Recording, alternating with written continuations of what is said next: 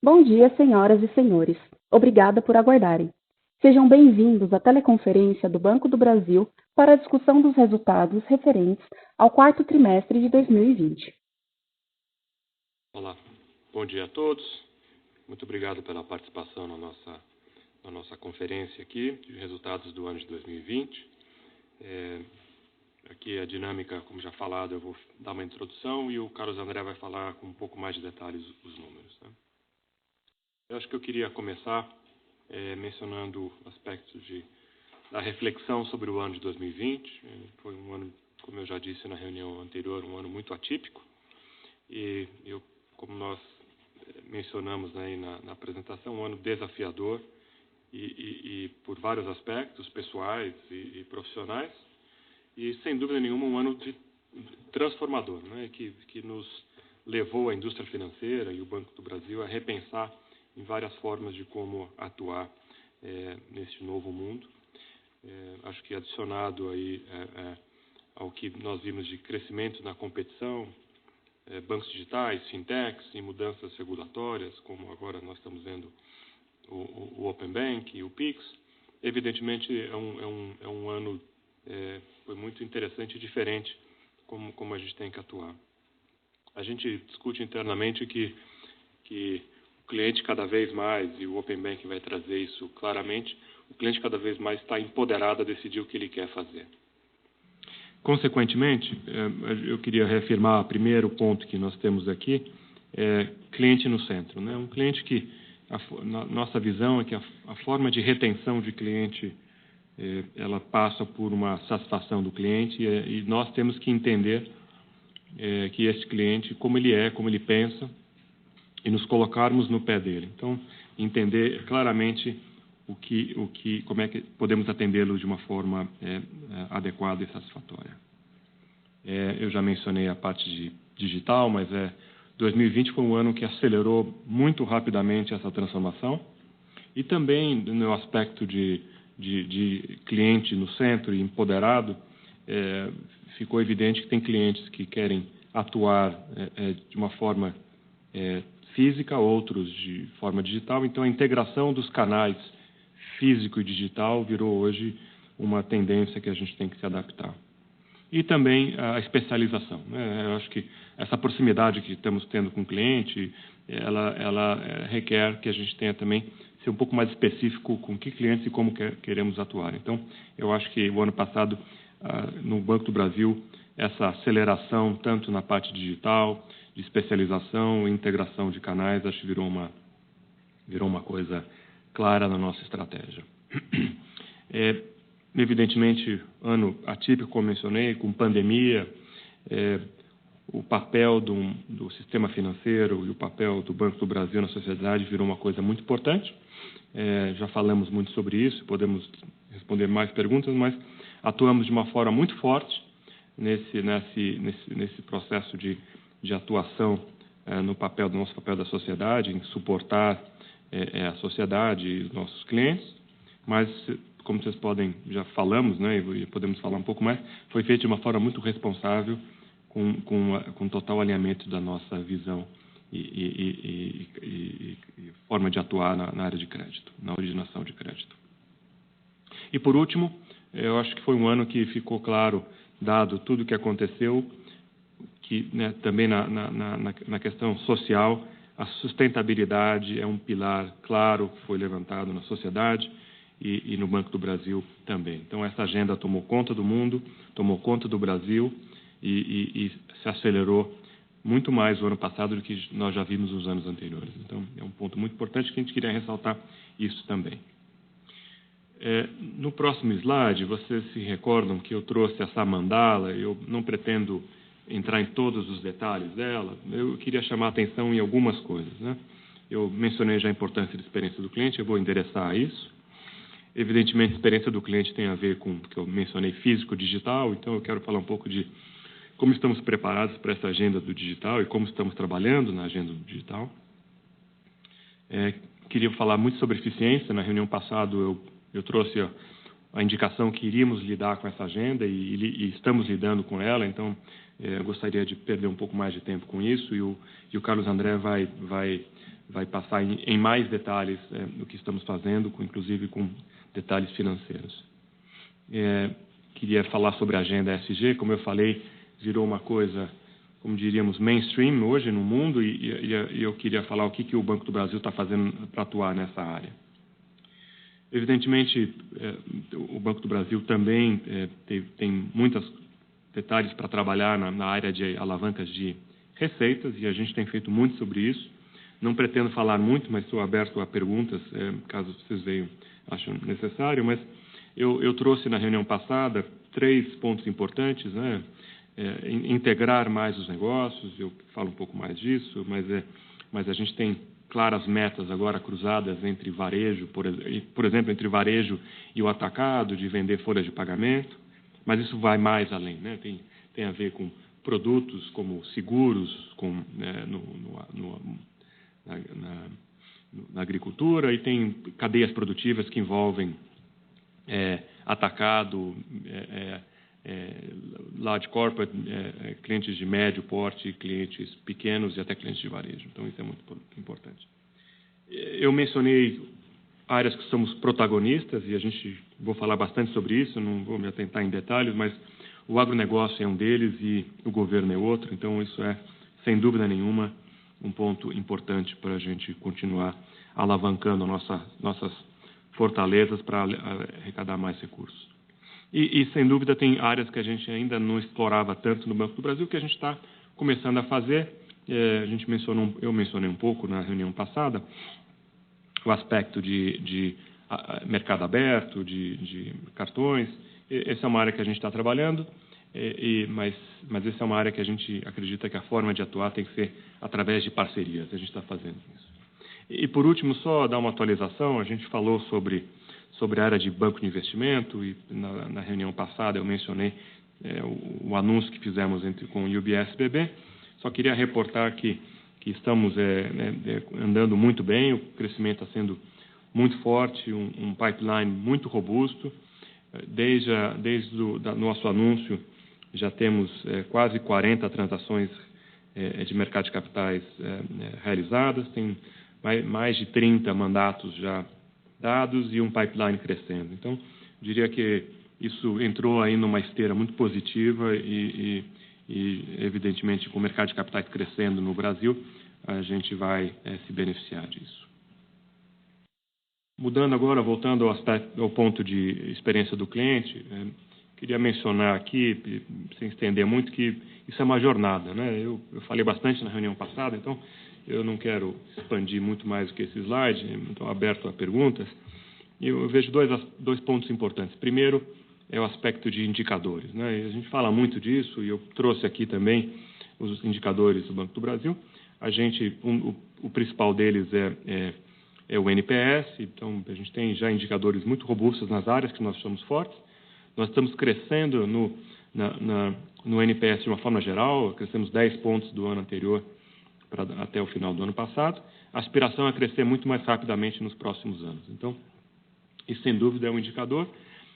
Não é só esse indicador que nós olhamos. Eu mencionei na reunião passada que eu havia criado uma área. Essa área tem o intuito de trabalhar com vários indicadores, e o NPS é um deles, o churn, índice de qualidade de vendas, índice de atendimento, principalidade, suitability e assim vai. Todos eles vão nos ajudar a entender melhor como devemos atuar para satisfazer o cliente de uma forma adequada e ter uma receita sustentável. Então, os indicadores não são tudo e não é a meta que a gente vai olhar. A meta, eles são, como eu mencionei, indicadores. A nossa meta é uma transformação cultural nessa agenda. Na verdade, ela é cultural e analítica e de dados, né? Então, pelo aspecto cultural, acho que isso é uma jornada. A gente já começamos, mas a gente está empenhado nisso muito fortemente.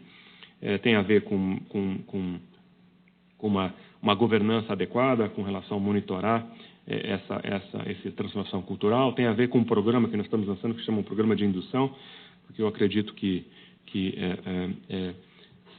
qualquer desvio, digamos, ou qualquer problema que venhamos a ter com relação a não deixar o cliente satisfeito tem a ver com uma indução, provavelmente com uma indução equivocada. A gente tem que trabalhar com o nosso time para induzi-los corretamente. Isso é um treinamento nosso e da corporação para ajudar as pessoas na ponta de vendas a fazer isso adequadamente.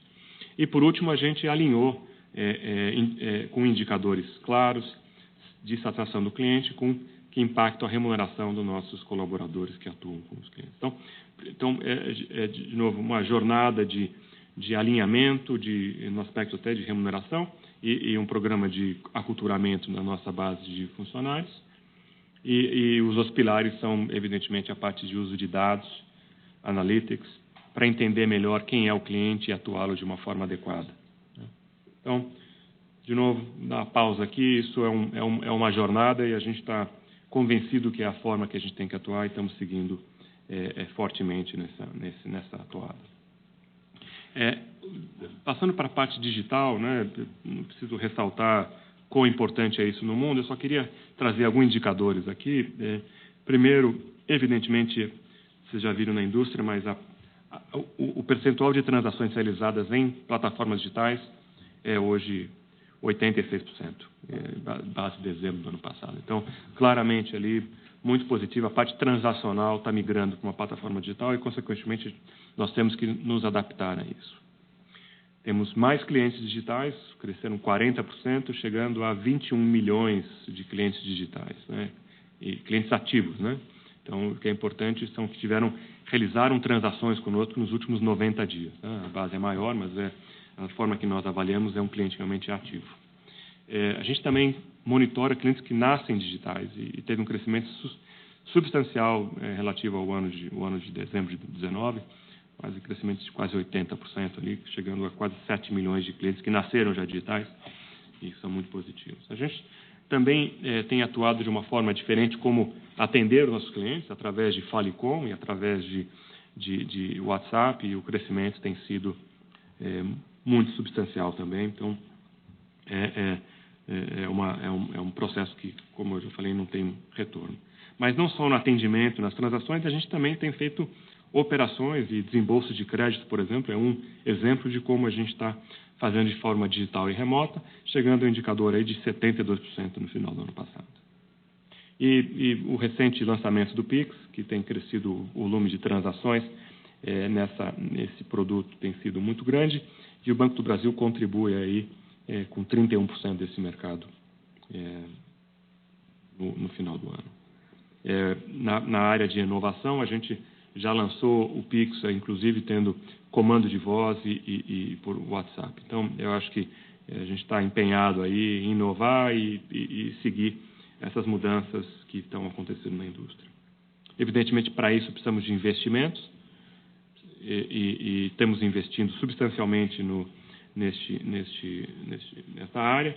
O crescimento de investimento de mais de 100% ano contra ano, especificamente na área de inteligência artificial e analytics, mas a gente sabe que a forma de atuar no digital e nesse processo vai ser através de parcerias com outras plataformas, e a gente está aberto para esse processo e se engajando fortemente nisso. Por último, queria ressaltar, de novo, a nossa qualidade do nosso aplicativo de mobile, ranqueado tanto pela Apple como pela Google, com um dos maiores indicadores aí da indústria brasileira. Então, isso demonstra que nós somos digitais cada vez mais, estamos investindo cada vez mais e vamos gerar mais economias para conseguir subsidiar mais investimentos aqui. Então, essa é, sem dúvida nenhuma, uma tendência muito forte para nós no Banco do Brasil. Mas, além disso, na próxima página, nós estamos indo para um processo olhando mais para o futuro, que é inclusão digital. E tem dois aspectos aqui. Um deles é o aspecto negocial e o outro é o social. E a gente acredita que a inclusão social vai ajudar na parte social, né? E para isso a gente se alinhou aí com o Ministério das Comunicações, que tem feito um processo de instalação de internet nos municípios do Brasil. A gente acredita que atuando de uma forma social através da nossa fundação, trazendo educação digital, educação financeira para estudantes e famílias relacionadas a estudantes, vai ajudar não só a sociedade, mas vai atuar aí, eventualmente, um onboarding desses clientes na plataforma digital do Banco do Brasil. Lembrando que o Banco do Brasil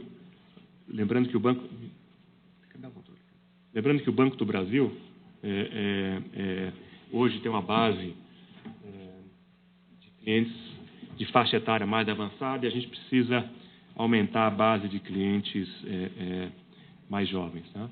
Então, isso é muito importante e eu acho que isso é uma das formas aí de atuação, olhando para o futuro, que não só tem um aspecto social, mas também tem o aspecto de atuação e onboarding de clientes no futuro, né? Atração de clientes no futuro. Tem a parte imediata, negocial, que eu queria atuar. A gente vai falar um pouco mais adiante, mas, de novo, nessa linha de atuando conjuntamente com o Ministério das Comunicações, a gente tem atuado através colocando Wi-Fi gratuito nas nossas lojas, nos nossos correspondentes bancários, especialmente nas lojas mais BB, e com isso ajudando nossos clientes na maturidade digital e conectando eles com a nossa plataforma e familiarizando eles com os nossos aplicativos, né?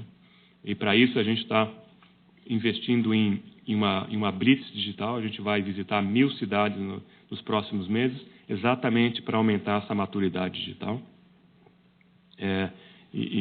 Novamente, com a combinação de visitas e instalações de Wi-Fi gratuito com as antenas, né, providas pelo Ministério da Comunicação, a gente acredita que a gente vai melhorar a maturidade digital dos nossos clientes e, consequentemente, ganhar eficiência do nosso lado também. Isso vale também para o campo. A gente, como bem já mencionado, a gente tem muito forte na área de agronegócio e hoje em dia, o campo necessita cada vez mais de uma conexão de internet e a gente está também querendo investir, por um lado, em financiamento para os produtores para aumentar sua conectividade no campo, mas também até indo para o lado que eu já mencionei, social. Parte desses municípios que a gente vai atender são municípios rurais que a gente também quer educar os nossos potenciais ou os nossos atuais clientes nessa maturidade digital. Então, isso é muito importante e a gente está trabalhando fortemente nisso, novamente em conjunto com o Ministério das Comunicações. Passando adiante, eu queria falar de uma alavanca aqui de crescimento, mas tem a ver com o aspecto que eu falei de especialização, né, da nossa base de clientes, né. Primeiro, a gente identificou que ainda tinham clientes que ainda não eram totalmente encarteirados na nossa base de gerentes e a gente está adicionando nesse processo de transformação e eficiência da base de clientes. A gente está encarteirando mais 1.300.000 clientes e, com isso, todos os clientes do alto varejo vão ser atendidos diretamente por um gerente. A gente sabe que isso melhora não só a rentabilidade, mas melhora também a satisfação do cliente e essa é a nossa forma de atendê-los e a gente está crescendo com isso. Além disso, na parte de investimento, a gente entende que cada vez mais os clientes requerem um atendimento especializado e até então nossos clientes investidores eram atendidos numa agência que tinham todos os produtos, inclusive investimentos, com uma central pequena centralizada de assessores para investimento, e a gente resolveu mudar essa plataforma. A gente resolveu realmente atuar numa base superior desses clientes investidores, adicionando 800 profissionais especializados em investimento e encarteirando esses clientes numa superintendência em escritórios regionais, que serão 46, em 32 plataformas. Ou seja, a gente vai pegar essa base de clientes, profissionais especializados, atendimento centralizado, com escritório e superintendência dividido, tirando isso do dia a dia da agência e realmente especializando e criando mais proximidade com os clientes e investidores. Tá? Mais outro ponto é o aspecto de que nós já somos muito fortes no agronegócio, só que a atuação tradicional nossa, e a gente, hoje em dia, eu posso dizer que em quase todas as nossas agências, a gente já fala do agronegócio, já temos atuações, mas adicionalmente, a gente, no aspecto de especialização, a gente está adicionando 2.000 profissionais que só vão atuar em operações do agronegócio. A gente está criando 18 agências que só vão atender agronegócio, não vão ter nada além disso, não vão ter nenhuma transação ou qualquer atividade não relacionada ao agronegócio.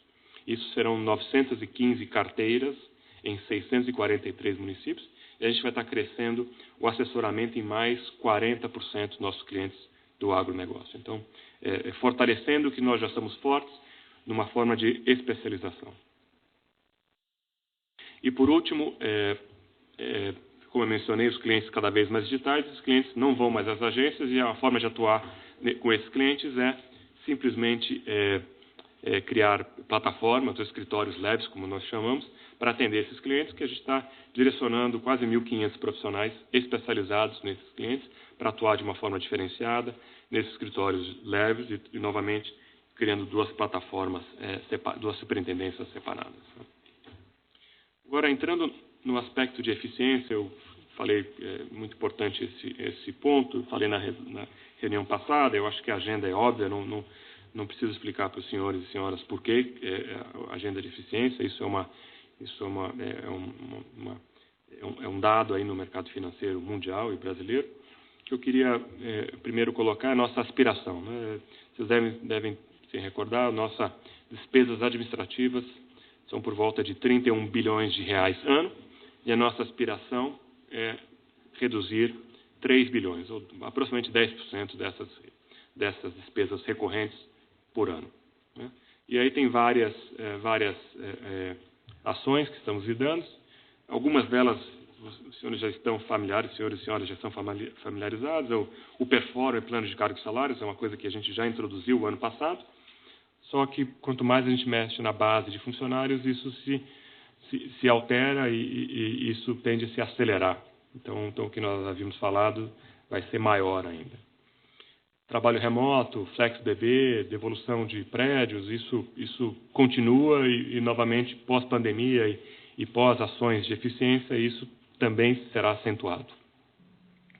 Energia, ecoeficiência energética, também já anunciamos e continuamos, e mais à frente eu vou falar um pouco das nossas aspirações em ESG, isso também está sendo acelerado. Tem o aspecto de reorganização institucional, que aí tem atuações na rede de varejo, da rede atacado, na sede e nas áreas de suporte. Todas as áreas serão atingidas por uma atuação levando em consideração essa mudança no sistema, e então é uma otimização aí dessas áreas. Né? E por último, o PAQ e o PDE, que nós soltamos um fato relevante, já concretizada esse processo. A gente, como anunciamos, 5.533 funcionários aderiram ao processo de demissão voluntária.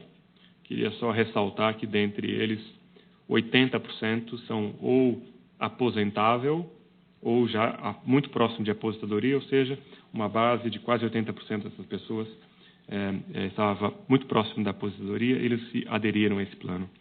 Só para dar um exemplo, eu não vou entrar em mais detalhes, que o Carlos André vai falar, só essa atuação aqui desse PAQ e PDE, a gente vai reduzir em quase 800 milhões de resultados, de despesas recorrentes. Tá? Então, realmente isso é muito importante e já está concluído, estamos agora fazendo o processo. Tá? Então, mais adiante, a gente dá mais detalhes, aí o Carlos André vai falar. E por último, eu só queria voltar ao aspecto da revisão da rede de varejo. Como mencionei, a gente está fazendo uma atuação por um lado, de eficiência e, por outro lado, adequando a necessidade do cliente. Né? Eu acabei de mencionar em escritórios leves, escritórios agros e a forma de atuação deles, encarteiramento, tudo isso está vinculado com essa remodelagem da nossa área de varejo. Foi muito comentado na mídia, falou-se apenas da redução de pontos de rede própria, mas eu queria ressaltar que entre rede própria e correspondentes bancários, o Banco do Brasil tem hoje 18.300 pontos de atendimento e, após essa reformulação da nossa rede, a gente está crescendo 100 pontos de atendimento, dos quais uma parte é redução de rede própria, como eu mencionei, mas um incremento substancial de correspondentes bancários, inclusive correspondentes bancários com o nome do Banco do Brasil, que nós chamamos de Mais BB. Então, com isso, a gente está, na verdade, aumentando a nossa potência de atendimento dos nossos clientes e ganhando eficiência em localidades que não necessitavam uma agência física. Outro ponto para mencionar, nós não iremos sair de nenhum município. Pelo contrário, a gente manteríamos estaremos e ficaremos em 4.883 municípios. A gente simplesmente vai alterar entre pontos de agências, pontos de atendimento e adicionando cobrança. Então, nenhum cliente nosso será desistido. Evidentemente, o Banco do Brasil não está fazendo nenhum movimento que vai perder cliente. A gente quer manter os clientes que nós já temos. E a gente só está mudando a forma de atuação. Mais um detalhe, quer dizer, qualquer alteração de agência, ela vai ser feita com cautela, ela será feita com uma instalação do correspondente bancário previamente qualquer alteração e, adicionalmente, o que eu comentei sobre maturidade digital, dentre aquelas 1.000 cidades que eu falei que o banco irá visitar, as localidades que sofrerão essas alterações, também vamos fazer o que nós chamamos de blitz, e que esse grupo irá lá para melhorar a maturidade digital dos nossos clientes nessa migração. Bom, seguindo agora para o próximo passo, eu queria falar sobre atuação no exterior. Esse é um tema que o Banco do Brasil tem isso há muitos anos e a atuação ela é um pouco mais dispersa e nós sentamos aqui, estamos no meio finalizando o nosso estudo, mas a ideia é otimizarmos essa atuação no exterior e a gente definiu 2 grandes blocos estratégicos que a gente quer fazer. O primeiro bloco estratégico é a atuação no exterior, ela tem que ser especificamente para clientes brasileiros. Ponto. Segundo, quando os clientes foram pessoas jurídicas, a ideia é ajudá-los em comércio exterior. Não pretendemos simplesmente atuar de uma forma clara de financiamento qualquer no país onde os nossos clientes estão, porque eu acho que tem provavelmente bancos maiores ou com funding melhor para fazer isso. A nossa ideia é efetivamente atuar em comércio exterior. Pessoas físicas, eu acredito claramente que existe uma migração aí de brasileiros que estão no exterior e a gente pode atendê-los com soluções de banking, com soluções de câmbio e, eventualmente, dependendo da categoria, com investimentos internacionais. E para isso, seguindo essa diretriz estratégica de atuação, a gente tem, evidentemente, direcionadores. E um direcionador é foco no cliente, geração de valor, melhorando a satisfação do cliente, e, evidentemente, eficiência, porque, como eu mencionei, para atuar da forma que eu acabei de falar nesses 2 blocos de pessoa física e jurídica, a gente pode fazer isso de uma forma mais centralizada e com estruturas mais enxutas. Então, é exatamente isso que a gente está fazendo. Hoje, as estruturas no exterior têm um custo muito alto, especialmente pela desvalorização cambial, e a gente tem que atuar aqui. Eu acho que a gente, se atuar de uma forma adequada, gerando eficiência, sem impactar na base de clientes, a gente vai poder gerar eficiência e gerar um melhor atendimento ao cliente, que é isso que a gente está fazendo, e reduzindo o custo, então, e o risco regulatório e operacional que temos nessas unidades no exterior. Por último, 2 outros temas que eu queria mencionar. Primeiro, eu mencionei a agenda ESG.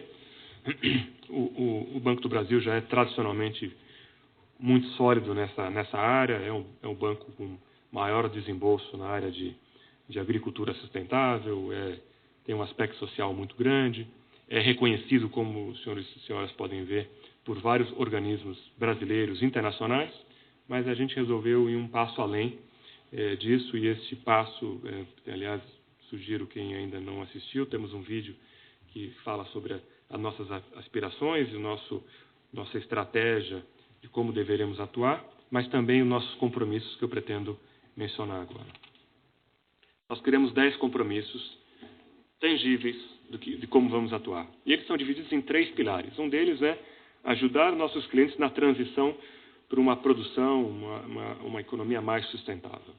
E dentre eles tem financiamento de energia renovável, que a gente vai crescer, chegando até 15 bilhões de saldo de financiamento para energia renovável. Estamos atuando, começando essa atuação mais forte no agronegócio. A gente já fez um acordo com a BRF para ajudar os integrados da BRF a implementação de placas fotovoltaicas nas granjas dos integrados.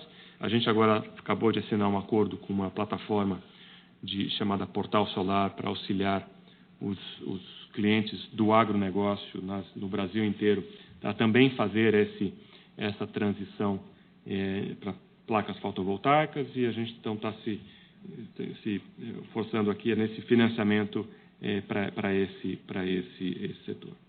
Agricultura sustentável, eu já mencionei, a gente só está aspirando crescer ainda mais nesse setor. Nós já somos fortes em financiar empreendedores no Brasil, a gente quer atuar ainda mais forte e a gente quer chegar a 1 milhão de clientes assistidos com financiamento, clientes empreendedores do Banco do Brasil em 2025.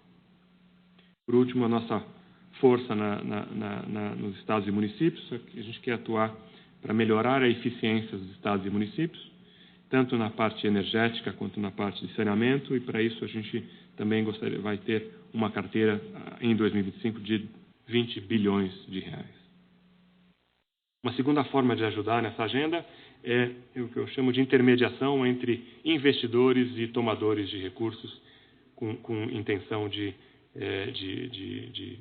sustentável na produção deles. E a gente está fazendo isso através de fundos, que a gente pretende chegar a um saldo de 20 bilhões de fundos ESG em 2025 e ter certeza que 100% desses ativos são certificados como ASG. E também, na área de mercado de capitais, ajudar, então, as empresas captando e as empresas investindo, e a gente estima fazer 30 bilhões de reais até 2030 nessas transações. Por último, a gente tem que atuar de uma forma responsável também com essa agenda, e a gente tem compromissos de, a partir de 2021, compensar 100% do gás de efeito estufa, mas também reduzir nominalmente 30% até 2030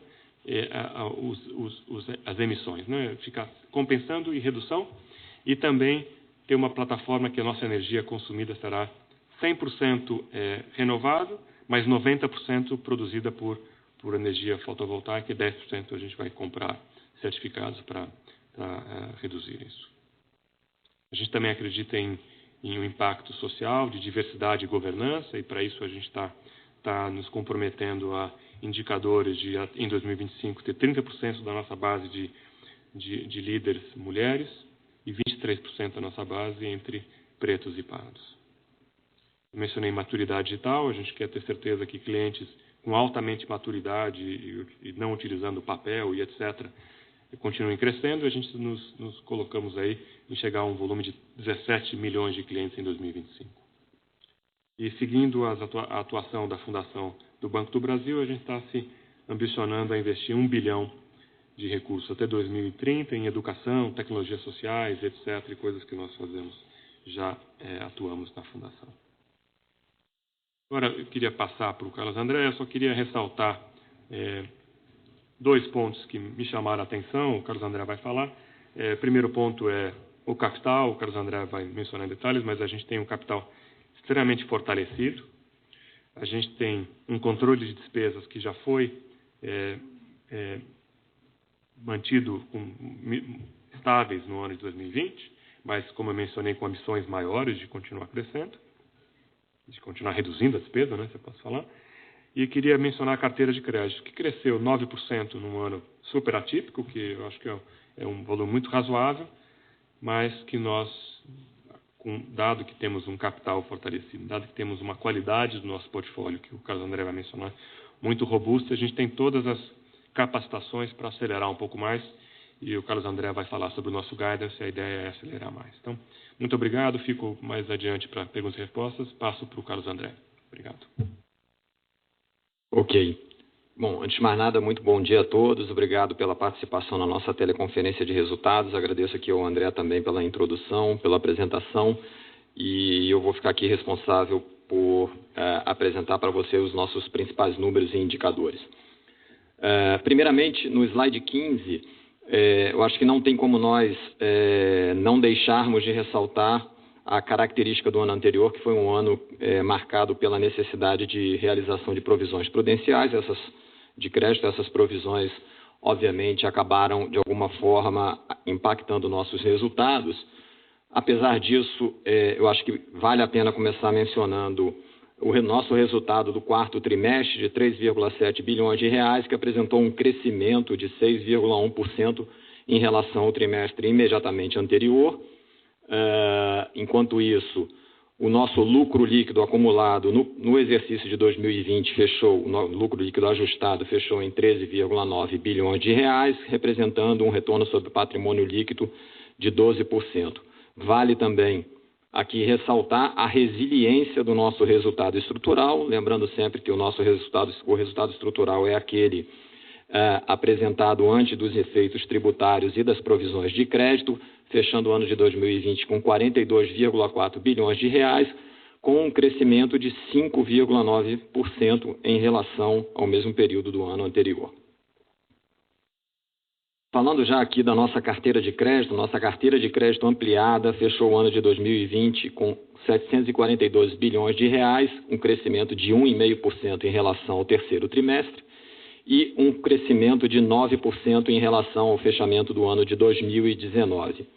Eu vou aqui passar alguns destaques. A gente teve destaques de desempenho no segmento de pessoas físicas, com crescimento de 6,7% em relação a 2019, com algumas linhas, em especial a linha de consignado, mas também linhas de cartão de crédito, tendo um desempenho bastante satisfatório, bastante destacado. No crédito consignado, nós apresentamos um crescimento de 15,2%. Do lado também das micro, pequenas e médias empresas, um crescimento em relação a 2019 bastante robusto, 25,6%. Aqui com destaque para a nossa participação nos programas emergenciais de governo, em especial na linha de Pronamp e do CGPE. Falando das grandes empresas, nas grandes empresas nós tivemos um aumento, nas grandes empresas e governo nós tivemos um aumento de 10,8%. O destaque que eu faria nesse grupamento aqui foi o nosso desempenho no segmento de Upper Middle, que vai ao encontro também do nosso objetivo de melhorar o mix da carteira para melhores relações de risco e retorno.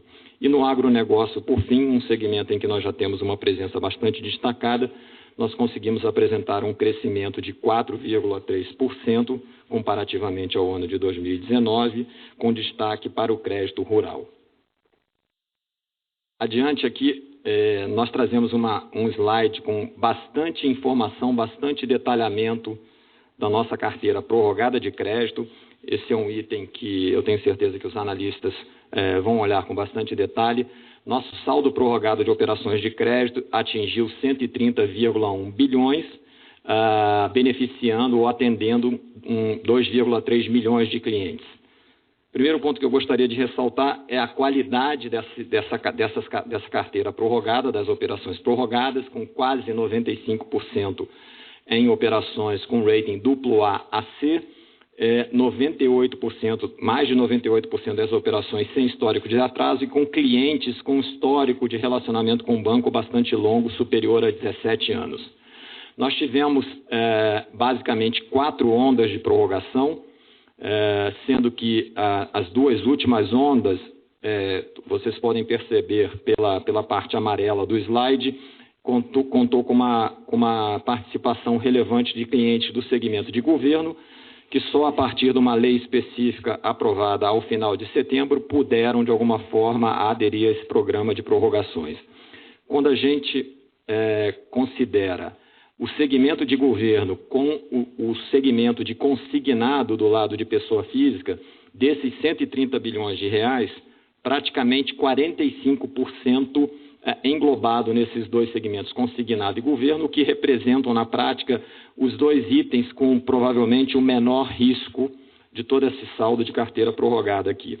Então, e além disso, nas operações de consignado, dentro dessa barra cinza que a gente apresenta aqui nesse slide, nós temos a própria dinâmica de prorrogação das operações naturais sendo capturada. Consequentemente, aqui fica difícil a gente diferenciar o que é prorrogação especificamente por conta das questões de pandemia, o que são prorrogações naturais que a própria linha e a própria dinâmica das operações já trazem. Tá? E no segmento de MPME, que é aquele segmento em que a gente tem que olhar com um pouco mais de lupa em relação à questão do risco, 85% das operações prorrogadas, segundo os nossos modelos preditivos, eles foram direcionados para empresas com maior resiliência. Falando ainda da carteira ali, a gente mostrou o estoque, mostrou como foram feitas as prorrogações nos quatro ciclos, nas 4 ondas. Aqui a gente já fala olhando um pouquinho para frente. Primeiro ponto que eu gostaria de ressaltar é que mais de 50% das operações já se encontram em regime de reembolso, ou seja, já voltaram a apresentar pagamento. Segundo ponto que eu gostaria de ressaltar são os índices de inadimplência. Os índices de inadimplência nessa carteira prorrogada, tanto o índice mais curto de 15 a 90, quanto a INAD acima de 90 dias, eles ainda se encontram em patamares bastante baixos, né? 0,76 na inadimplência mais curta e 0,44 na inadimplência mais longa. É claro que a gente espera um crescimento desses indicadores ao longo desse ano de 2021, pela própria dinâmica de repagamento que a gente espera, com uma concentração um pouco maior no primeiro trimestre deste ano, de 2021, e o restante da carteira voltando para o regime de pagamentos normalizado ao longo dos trimestres posteriores. Agora, passando para o próximo slide 19, nós vamos falar um pouquinho sobre a carteira renegociada, aqui fazendo diferenciação entre carteira renegociada e carteira prorrogada. Carteira renegociada fechou o ano de 2020 em 29,6 bilhões de reais, influenciada por um caso específico que foi incluído nessa apuração. Os pontos que eu gostaria de ressaltar aqui são os recebimentos menos juros líquidos, que têm apresentado boa performance. Ao longo do ano de 2020, fechamos com 2,8 bilhões, crescimento em relação aos anos anteriores, um comportamento positivo também da tendência de inadimplência e com índices de cobertura bastante satisfatórios. Na parte de pessoa física, vale também ressaltar as renegociações feitas pelos canais digitais. 47,5% dessas renegociações foram feitas por canais digitais, são canais que oferecem uma experiência mais positiva para o cliente e ao mesmo tempo, são renegociações feitas de maneira mais eficiente para o nosso lado. Isso englobou quase 372 mil contratos de pessoas físicas. Passando para o slide seguinte, aqui nós vamos falar sobre PCLD, risco de crédito. Como eu falei na introdução da minha apresentação, esse ano foi marcado por uma dinâmica bastante peculiar do lado das provisões. Nós introduzimos nos nossos balanços provisões prudenciais para risco de crédito no montante total de 8,1 bilhões de reais. Essas provisões prudenciais foram distribuídas quase que de maneira uniforme entre os 4 trimestres do ano de 2020, com mais ou menos 2 bilhões por trimestre. A PCLD ampliada fechou o 4º trimestre com 5,2 bilhões de reais sendo adicionados. Na verdade, houve aqui um decréscimo em relação aos 5,5 bilhões de reais apresentados no 3º trimestre de 2020, explicado em parte pela continuidade do bom desempenho da nossa recuperação de crédito. E eu gostaria aqui de ressaltar também que 50% das nossas recuperações elas vêm sendo obtidas à vista, né, com pagamento à vista. Isso é um ponto bastante importante. E também por uma redução das perdas por imparidade quando a gente compara o 4º trimestre com o 3º trimestre. De todo modo, aqui nós acreditamos que construímos um colchão de provisões suficiente para que a gente possa atravessar o ano de 2021 com segurança em relação à trajetória da inadimplência e oferecendo as pré-condições para a gente fortalecer o nosso resultado e o nosso desempenho negocial. O slide 21 ele fala um pouco mais de inadimplência. Os nossos indicadores de inadimplência, até pelo crescimento da carteira e pela própria dinâmica de prorrogações, eles se apresentam bastante bem comportados. Fechamos o ano de 2020 com uma INAD acima de 90 dias de 1,9%, inferior aqui à média do Sistema Financeiro Nacional de 2,1%, enquanto que a inadimplência de 15 a 90 dias ela vem se mantendo estável em patamares bastante confortáveis também. Os índices de cobertura, provisões contra o saldo em inadimplência estão também bastante robustos. Nós fechamos o ano de 2020 com quase 350% de cobertura, enquanto a formação de inadimplência nova e a cobertura para essa nova inadimplência, ela também continua em patamares bastante confortáveis. Falando agora das nossas receitas, primeiramente eu gostaria de ressaltar a nossa margem financeira bruta. Ela apresentou um crescimento de 5,1%, fechando o ano de 2020 com 56,7 bilhões de reais, com uma contribuição bastante importante da redução dos custos de captação. Nosso custo de funding ele teve uma redução importante no ano de 2020, com uma contribuição importante vinda da redução da taxa básica de juros. Ao longo do ano de 2021 é razoável já imaginar que essa contribuição do lado da captação ela seja proporcionalmente menor, mas nossa expectativa é que as receitas de crédito elas sejam fortalecidas e, consequentemente, a gente tenha a capacidade de continuar entregando uma margem financeira bruta na trajetória ascendente e competitiva. Com relação a receitas de prestação de serviço, do terceiro para o quarto trimestre, nós tivemos um crescimento de 1,5%.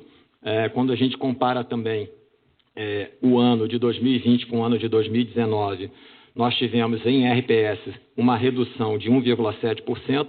Aqui eu gostaria de ressaltar algumas peculiaridades relacionadas à forma como nós apuramos as nossas receitas de prestação de serviço.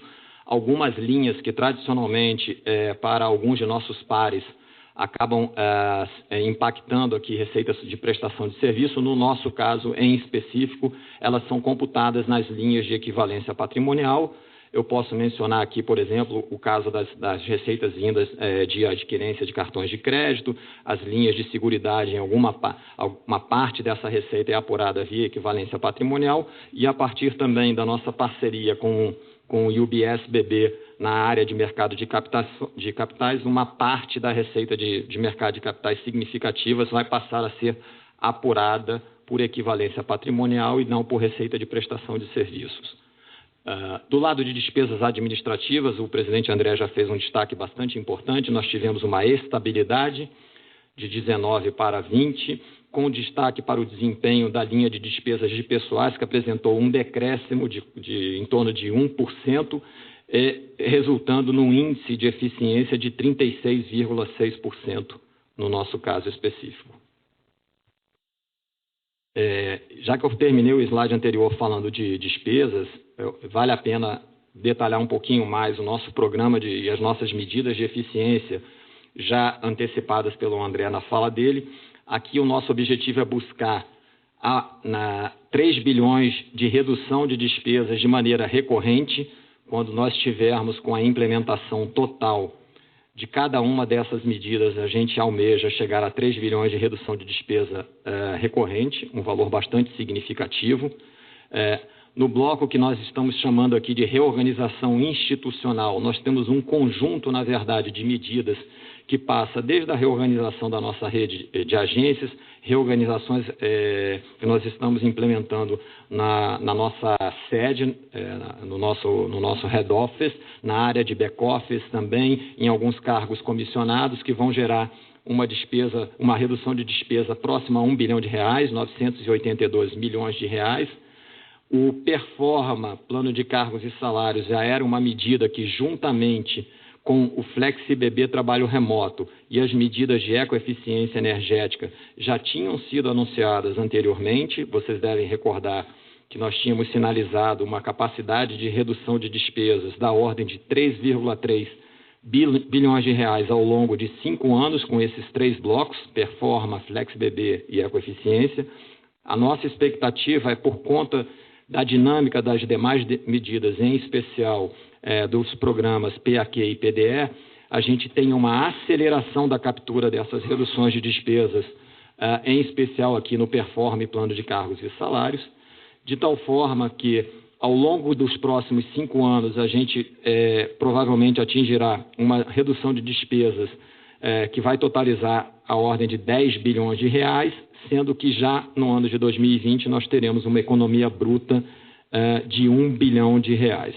Nos programas de desligamento voluntário PAQ e PDE, nossa expectativa e nossos cálculos indicam uma redução de despesas recorrente de 783 milhões de reais por ano.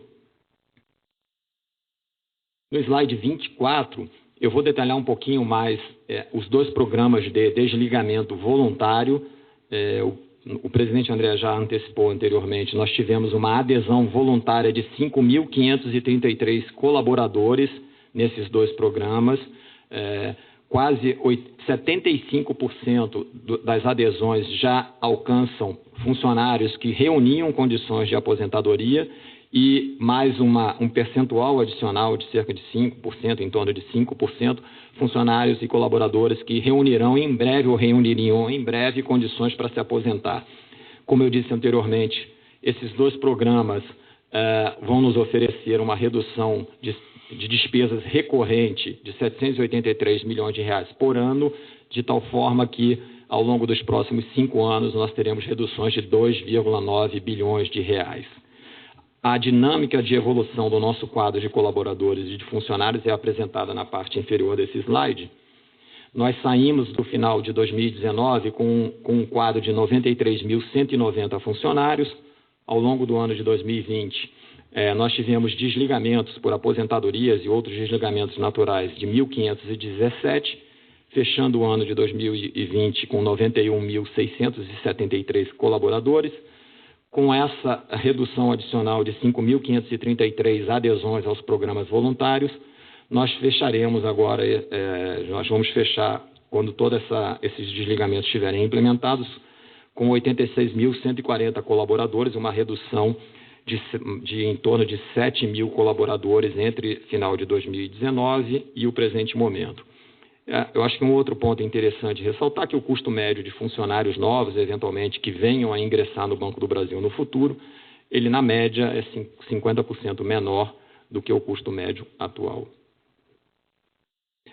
Por fim, também já ressaltado aqui pelo André, vale a pena nós ressaltarmos o nosso índice de capital principal atingido ao final de 2020. Nós chegamos com um índice de capital principal de 13,62%, que contou com a colaboração de alguns índices na sua formação, entre eles a incorporação, obviamente, de resultados de lucro líquido, efeitos positivos de marcação a mercado, alguns ajustes prudenciais também que tiveram efeitos positivos. Do lado negativo, eu destacaria marginalmente impactos atuariais, reduzindo um pouco, e também na ponderação dos ativos, dos nossos ativos ao risco, tivemos uma contribuição marginalmente positiva. O ponto positivo a ser ressaltado aqui é que nós contamos agora com uma base de capital sólida para suportar o nosso crescimento, em especial nas operações de crédito que imaginamos daqui para frente. Bom, falei do ano de 2020, é importante agora, nós estamos retomando a apresentação do nosso guidance de resultados para o mercado. Eu farei alguns destaques em relação ao que nós estamos apresentando aqui. O nosso guidance de lucro líquido ajustado para o ano de 2021, ele está sendo apresentado aqui com uma faixa de 16 a 19 bilhões de reais. Contribuem para esse guidance uma volta à normalidade da dinâmica de provisões, em que a gente espera que a dinâmica de provisões, a PCLD ampliada, ela fique no patamar entre 14 e 17 bilhões de reais. Temos uma expectativa de crescimento da nossa margem financeira bruta de 2,5% a 6,5%. Eu já falei um pouquinho da diferença que a gente imagina de dinâmica em relação ao ano de 2020, em especial na dinâmica de custo de funding, em que a gente espera compensar com as receitas de crédito, mas também imaginamos que tenhamos alguns ganhos para serem capturados adicionais, ainda que em menor magnitude na parte de custo de funding. Crescimento da carteira, a gente traz uma perspectiva de crescimento de 8% a 12%, um crescimento, ao nosso ver, bastante robusto. Na receita de prestação de serviços, já expliquei, eu acho que o ponto a destacar aqui, eu volto a destacar, nós temos algumas peculiaridades que nos diferenciam em relação a alguns dos nossos pares. Eu acho que essas peculiaridades acabam explicando um pouco a nossa expectativa, eventualmente, de trabalhar numa faixa de menos 1,5% a 1,5% de crescimento. Nas despesas administrativas, nós apresentamos uma range de menos 1,5% a 1,5%, o topo superior inferior às expectativas inflacionárias. Nosso trabalho aqui todo, nós já plantamos a semente para colher o fruto nos próximos anos. A partir de 2021, nossa expectativa é que a gente consiga trabalhar muito bem ao lado de despesas administrativas. Vamos trabalhar forte para tentar entrar do lado negativo aqui dessa range, para que a gente consiga entregar resultados sustentáveis no futuro. Com isso, eu encerro aqui a minha apresentação e ficamos à disposição para perguntas e respostas. Senhoras e senhores, iniciaremos agora a sessão de perguntas e respostas. Lembrando que as perguntas em inglês serão recebidas exclusivamente pelo chat disponível na plataforma online. Para as perguntas em português, basta digitar *1. Nossa primeira pergunta vem do senhor Jorge Friedman, do Citibank. Muito obrigado pela oportunidade. Vocês conseguem me ouvir bem? Sim. Sim, muito bem. Obrigado. Perfeito, obrigado. Eu tenho duas perguntas. A primeira, obrigado, Carlos, pela explicação detalhada aí sobre o range do guidance de receita de prestação de serviços. Só que a gente ficou aqui um pouquinho surpreso, mesmo assim com o range, porque você vem de uma queda já em 2020, né? Quase flat, mas uma pequena queda em 2020. Então, se vocês conseguissem passar para a gente aqui uma ideia do que seria esse número ajustado, né, no recorrente com equivalência patrimonial, isso daqui ajudaria bastante. Essa é a primeira pergunta. E a segunda pergunta, sobre capital. Né? Capital, vocês estão assim, surpreendendo positivamente trimestre após trimestre, uma gestão impressionante, né, de capital, a despeito do crescimento expressivo da carteira de crédito. O RWA de risco de crédito ele é inferior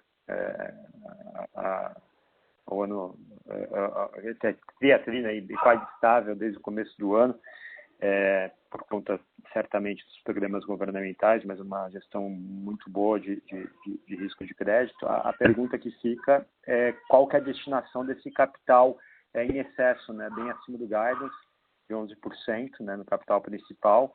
Se vocês têm alguma ideia da destinação desse excesso de capital, ou dividendos, ou deployment de capital, ou mesmo, eventualmente, a quitação daqueles instrumentos elegíveis a capital, né, de 8 bi 100, que mesmo se você ajustasse por isso, você ficaria ainda com um capital aí da ordem de 12,5%, 12,6%. Se isso passa pela discussão aí do Comitê Executivo. Obrigado. Bom, obrigado, Jorge. Eu vou começar com algumas explicações aqui. O Daniel, fica à vontade. Nós estamos aqui na sala também com o Carlos Bonetti, que é o nosso vice-presidente da área de riscos aqui também e de crédito, para complementarem minha resposta. Falando primeiramente sobre a sua pergunta de receita de prestação de serviços, nós não temos aqui, eu não tenho aqui um número para te passar um número pro forma do que seria a range fazendo os ajustes para essas peculiaridades que nós temos do lado de receita de prestação de serviços. Fica aqui, eventualmente, aqui para o Daniel Maria, talvez o dever de casa dele tentar passar uma visão de como é que a gente poderia ter uma proxy, considerando os itens que entram por equivalência patrimonial. O que eu posso falar em relação ao que a gente espera de dinâmica nos componentes que, de fato, a gente captura aqui de receita de prestação de serviços.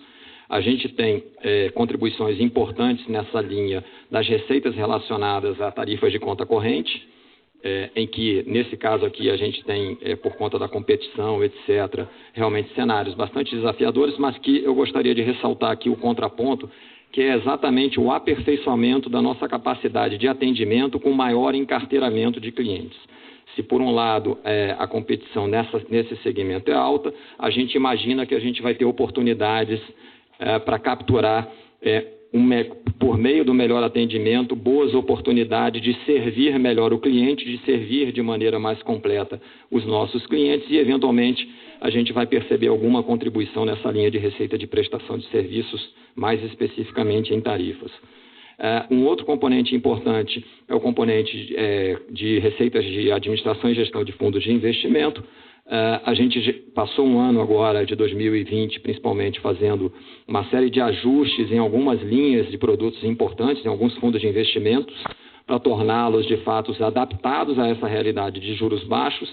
Nossa expectativa é que a gente consiga realmente, por uma boa assessoria financeira, por uma boa consultoria de investimentos, a gente fazer a transição de linhas de produtos mais tradicionais para linhas de produtos com maior valor agregado, nomeadamente aí fundos multimercados, fundos de ações, alocação em produtos com exposição a mercados internacionais, de tal forma que a gente consiga, a despeito da competição e do cenário bastante desafiador, em especial para os fundos tradicionais de renda fixa, a gente consiga entregar resultados na linha positiva, ainda na linha positiva de crescimento em relação a fundos de investimentos. Em outras linhas, acho que também existem perspectivas interessantes, principalmente do lado de produtos de previdência, capitalização e seguros, e também na área de consórcios, em que a gente vem apresentando crescimentos importantes. Tá? Então, essa é a primeira parte da sua pergunta.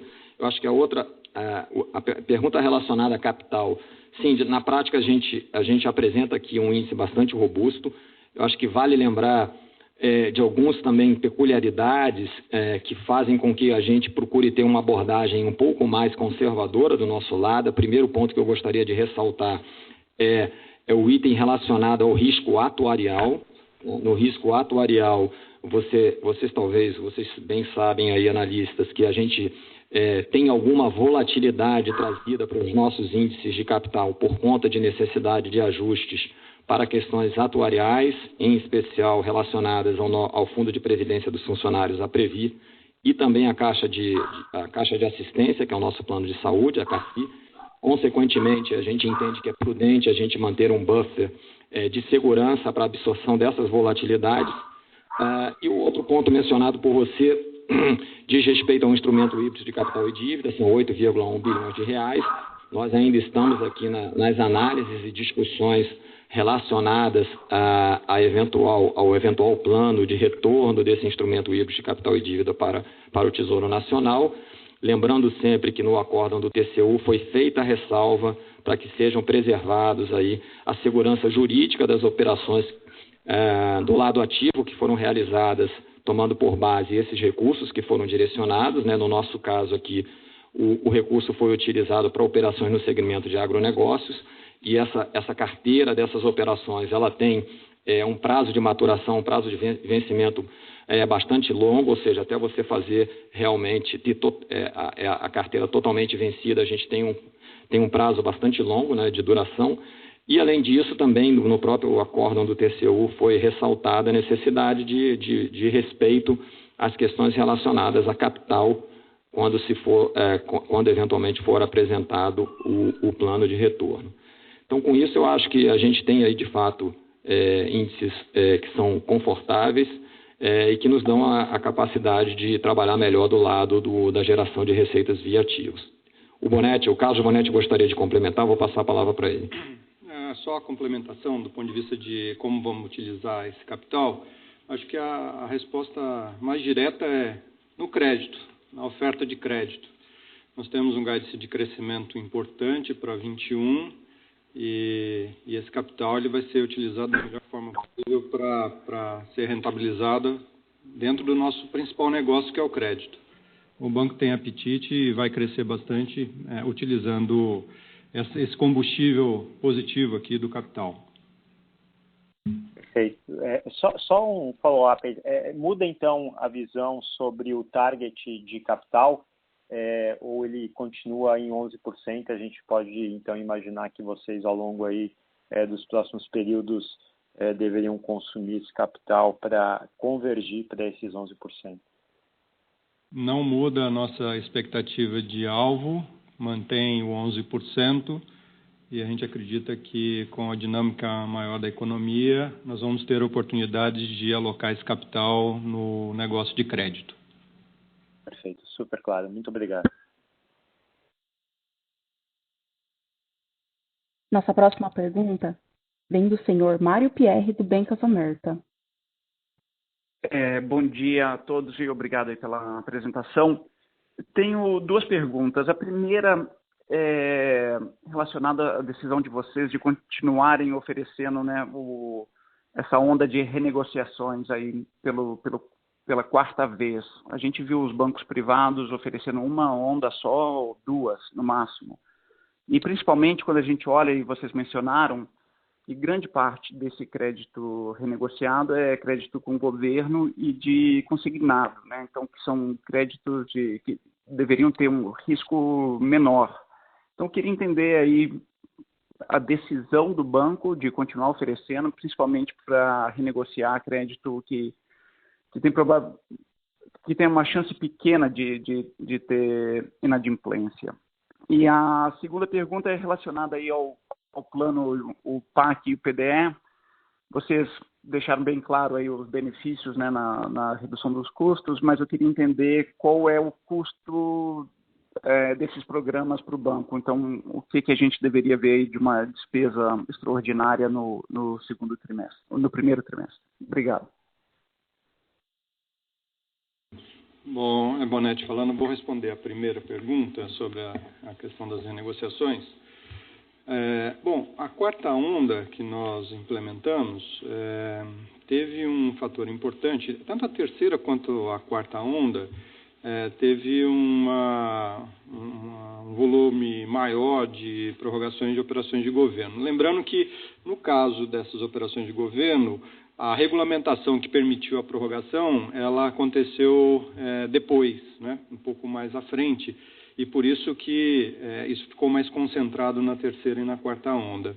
Então, são créditos, lembrando sempre que tem garantia, a grande maioria delas tem garantia da União, e de fato tem um risco bastante baixo, mas aqui a ideia é organizar e otimizar fluxo de caixa desses governos com o pagamento dessas parcelas. A gente ainda teve uma parcela de prorrogações de grandes empresas, né? Dos 29 bi, cerca de 5 bi dessa quarta onda foram direcionados a grandes empresas, de novo atendendo a necessidade e a conveniência do banco de organizar o fluxo de caixa e o fluxo de pagamento dessas operações. Lembrando sempre que a gente está falando de clientes que a gente tem relacionamento há muitos anos, a média aqui é superior a 17 anos de relacionamento, então conhecemos bastante bem o negócio, conhecemos bastante bem o fluxo de caixa dessas empresas, o que permitiu a gente fazer com segurança essa nova prorrogação. E tem aqui um montante de pessoa física, que tem a ver muito com a sistemática de organização de pagamento das folhas de pagamento dos estados, do crédito consignado. Então, a ideia que foi negociada junto aos esses agentes pagadores era de gerar um alívio para essas famílias no débito desses consignados em alguns meses, colocando esse pagamento um pouco mais adiante. Então, de novo, nós conhecemos a fonte pagadora, temos longo relacionamento e entendemos que era adequado para apoiar essa estratégia de alívio de pagamentos num determinado período do ano. Ok. A Carlos André agora aqui falando, Mário. Obrigado aí pela sua pergunta também relacionada aos planos. A nossa estimativa, e de fato você tem razão, num primeiro momento a gente tem também os custos de implementação de alguns desses programas. A nossa estimativa é que a gente tenha um impacto de em torno de 800 milhões de custo da implementação desses programas no primeiro ano. Está ótimo. Muito obrigado. Lembramos que as perguntas em inglês serão recebidas exclusivamente pelo chat disponível na plataforma online. Nossa próxima pergunta vem do senhor Gustavo Schroden, da Goldman Sachs. Bom dia, pessoal. Obrigado pela oportunidade. Vou fazer 2 perguntas também. A primeira é referente à margem, né? O Carlos já destacou aí uma certa pressão no custo de funding. Eu queria um pouco mais de clareza aqui para a gente entender o que estaria por trás dessa pressão no custo de funding e se isso tem a ver com uma expectativa de aumento de Selic. E eu até aproveito aqui para vocês clarificarem para a gente, depois de tanta mudança de mix, como é que está hoje a questão de quanto que o ativo do banco hoje é pré-fixado e quanto que o passivo é pós-fixado, até para a gente ter uma clareza melhor aí do quanto que talvez esse potencial aumento na Selic pode impactar e vamos dizer assim, impactar a dinâmica de margem ao longo de 2021. A minha segunda pergunta não ficou muito claro aqui para mim nesse slide, quando a gente olha das medidas de eficiência, quando vocês comentam uma expectativa de redução de 3 bilhões, 3 bilhões por quanto tempo, né? Isso não está muito claro para mim. E como é que isso conversa com os savings de 10 bilhões até 2025, né? Só para a gente entender qual o período, né? Em quanto tempo a gente espera esses 3 bilhões e como é que ele conversa com os 10 bilhões até 2025. E se vocês estão considerando no guidance de vocês de OPEX, que essa expectativa de vocês aqui de 3 bilhões vai ser está 100% no guidance de vocês, ou vocês foram um pouco mais conservadores, dado que isso aqui é um plano, que vocês têm uma expectativa de ter essa melhora de 3 bilhões, né? Ou seja, vocês já consideram os 3 bilhões no guidance ou existe um conservadorismo aqui? Obrigado. Obrigado, Gustavo. Eu vou começar a responder a tua primeira pergunta sobre a questão relacionada à nossa margem, né? Consequentemente, e aí você pediu para a gente explorar um pouquinho mais a parte do funding. De fato, como você mesmo bem lembrou, no ano de 2020 a gente teve uma contribuição importante da redução do custo de funding. Ainda estruturalmente temos o lado do nosso funding, o lado do nosso passivo, ele tem uma concentração maior em passivos indexados ao CDI e a TMS, né? Enquanto que estruturalmente também uma parte, eu não tenho os percentuais, depois o Daniel vai te passar mais ou menos em linhas gerais os descasamentos, mas estruturalmente a gente tem de fato uma parte importante da nossa carteira do lado do ativo, são operações de crédito sendo contratadas em taxas pré-fixadas. Tá? Então, naturalmente, estamos entrando no ano de 2021 num cenário com a perspectiva de evolução da taxa básica de juros, e isso aqui pode, de alguma forma, pressionar um pouco, não pressionar, mas eu diria de mudar um pouquinho a dinâmica em relação à formação da nossa margem financeira. O que a gente espera é que, número 1, a gente ainda tem ganhos adicionais para serem capturados do lado do funding por conta de renegociação de condições de depósitos judiciais. Algumas delas a gente já começou a implementar ao final do ano de 2020 e, consequentemente, o benefício de renegociações mais interessantes ele vai ser capturado na sua totalidade ao longo do ano de 2021.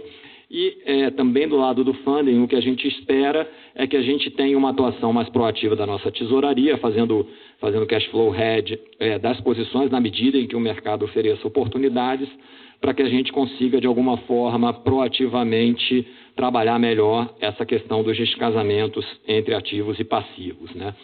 Então, hoje aqui, só para você ter uma noção aqui, entre passivos e ativos, a gente tem realmente, do lado do ativo, um percentual maior, um descasamento um pouquinho maior do lado das taxas pré-fixadas, de cerca de 45 bi, mais ou menos, tá?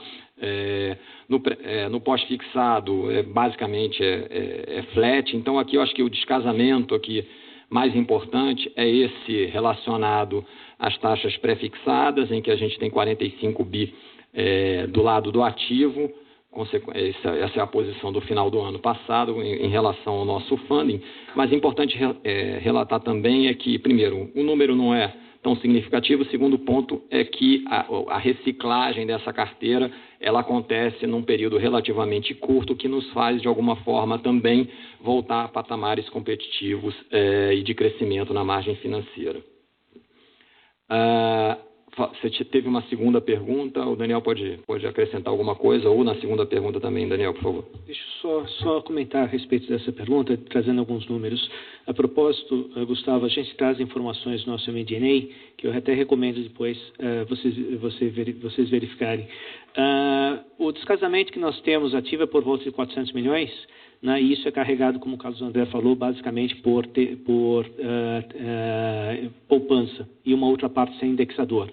Agora, eu acho que o ponto importante é que esses 400 milhões, 60% é reprecificado até um ano, né? Então, até por conta disso, você tem um impacto praticamente neutro. Em algumas simulações que nós fizemos, um choque de 100 basis points na curva, né, significaria alguma coisa em torno de uma redução de 100 milhões em termos de NII. E até lembrando que essa elevação de taxa de juros ela tende a ser gradual, então isso acaba reduzindo até o impacto em termos de NII. Então, e por conta disso, ele tem um comportamento praticamente neutro. Só lembrando aqui, a sua segunda pergunta, ela diz respeito à dinâmica da captura das economias, não é isso, né? Exato. É entender como é que é a dinâmica desses 3 bilhões, qual o período disso e como que esses 3 bilhões conversam com os 10 bilhões e o quanto vocês estão considerando no guidance de vocês de OPEX a captura dessa expectativa de 3 bilhões. Vocês estão considerando full, ou seja, vocês já consideram que isso aqui vai ser capturado no guidance? No guidance vocês já capturam que isso vai ser feito em 2021 ou vocês estão um pouco conservadores? Não, nós, primeiro ponto importante é que nós estamos apresentando aqui o guidance, considerando aquilo que de fato a gente entende que vai ser capturado ao longo de 2021. Como você pode lembrar aqui pela minha apresentação no slide 23, a nossa expectativa é de uma economia bruta de R$1 bilhão em 2021, então também disse que em 2021 é um ano que a gente vai ter de alguma forma os custos de implementação.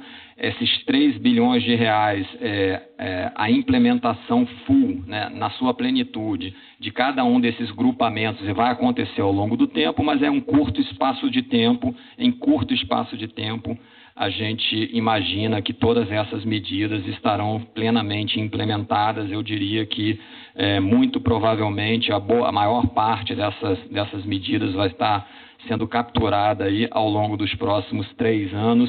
É claro que algumas delas elas vão acontecendo ao longo do tempo, como, por exemplo, o Perform Plano de Cargos e Salários.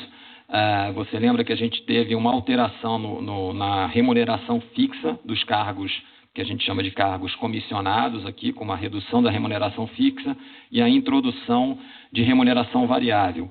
A captura da redução por conta de uma menor remuneração fixa, ela se dá na medida em que o turnover do staff, né, dos funcionários, vai acontecendo ao longo do tempo.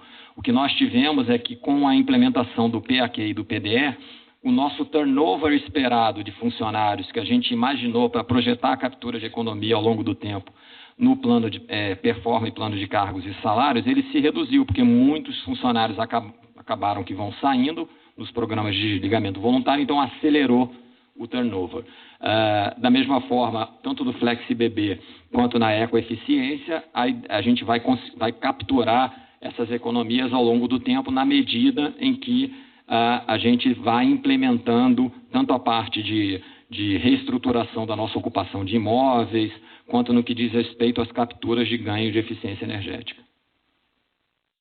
Tá ótimo. Muito claro e muito obrigado.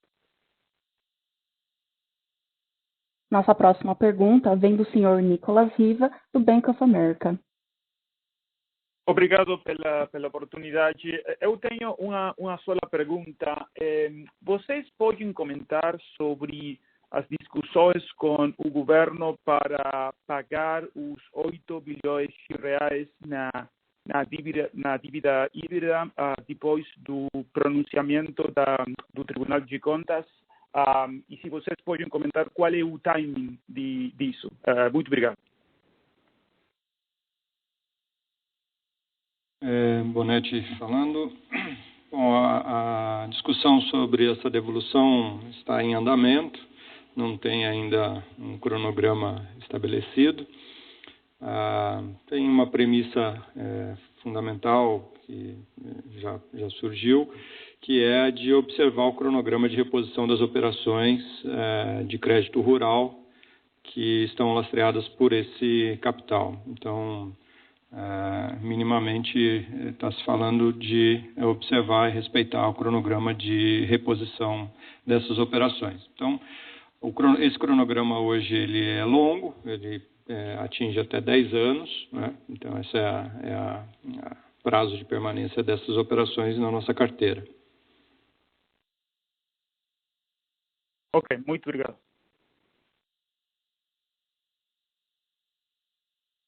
Nossa próxima pergunta vem do senhor Otávio Tanganelli, da Credit Suisse. Bom dia, pessoal. Obrigado pela oportunidade. Tem uma pergunta só na parte de asset.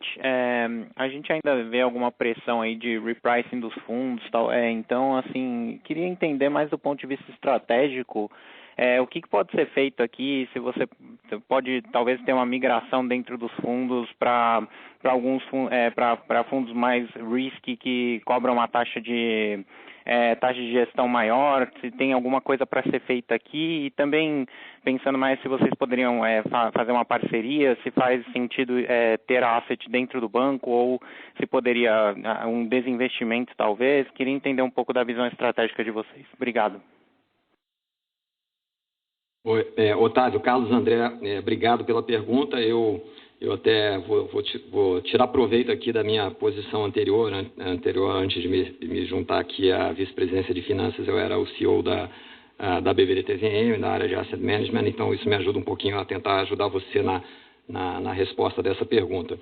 Bom, primeiro, como você bem falou, a gente tem passado por um movimento bastante importante da indústria, não só da BBDTVM, de reprecificação, primeiro ponto de reprecificação de algumas linhas de produtos, em especial dos produtos de gestão mais passiva, tanto de renda fixa, eu diria, como também fundos de ações de gestão mais passiva. O mercado tem se tornado mais competitivo e, além disso, as condições macroeconômicas têm exigido reposicionamentos nessas linhas de produto em especial.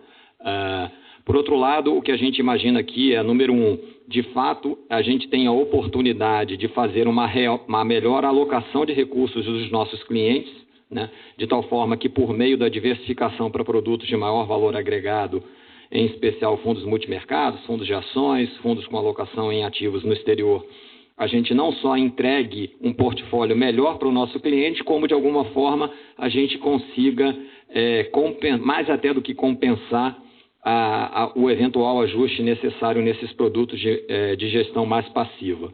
Aqui é importante também fazer a ponte com o movimento que nós estamos implementando agora, que foi anunciado pelo André na apresentação dele, de reforço da nossa área de assessoria de investimentos, nós estamos trazendo 800 novos profissionais para ajudar nesse trabalho de assessoria de investimento para os nossos clientes. Nós estamos reestruturando a rede de atendimento, em especial para os nossos clientes, que a gente chama de clientes do segmento estilo investidores, de tal forma que eles tenham um atendimento mais personalizado, e nós estamos investindo bastante nas nossas ferramentas de tecnologia, nas nossas ferramentas digitais, para aqueles investidores que sejam mais autossuficientes nas suas decisões de investimentos, eles consigam encontrar não só recomendações, como também informações que os ajudem nas decisões de investimento. Então, aqui o trabalho é, sem dúvida nenhuma, crescer base